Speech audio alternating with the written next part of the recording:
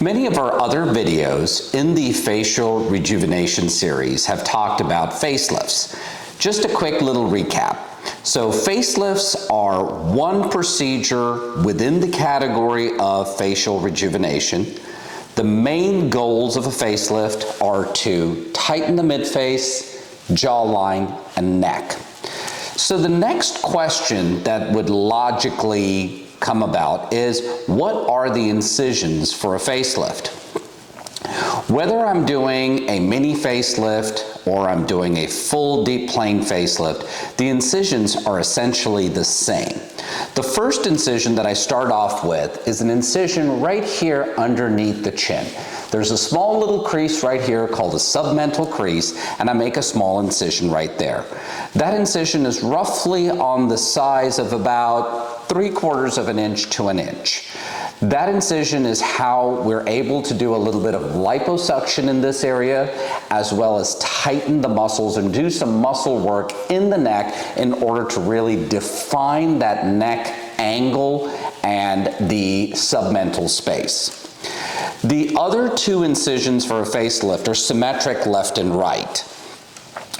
They involve an incision right here, starting at where the ear meets the face at this point, and it can go in a curvilinear fashion right here in the sideburn. Sometimes I will make a semicircular incision up within the hair. The decision on which style incision I use is primarily determined by the characteristics of the sideburn. Most of the time I end up using that little sideburn incision. The incision then continues in the crease between the ear and the face and goes behind the bumpy thing. This is called a tragus. So most of the time I end up using a post-tragal incision or an incision that's within the canal. That incision continues right here between the ear and the face, continues behind the ear in the crease between the ear and the postauricular space, and then continues in the hairline back here. That same incision is mirrored to the other side. Using that incision, I'm able to lift the skin, divide the ligaments, and do all the muscle work that has been described elsewhere in this facial rejuvenation series.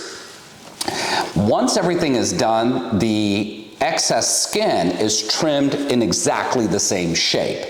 Once that's done, the actual incisions are closed in multiple layers. There's a deep skin layer and multiple superficial skin sutures that are just holding that skin touching against each other.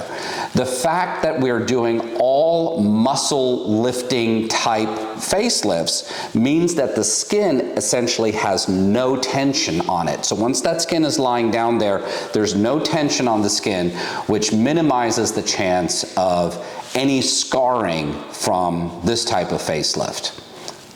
Thank you.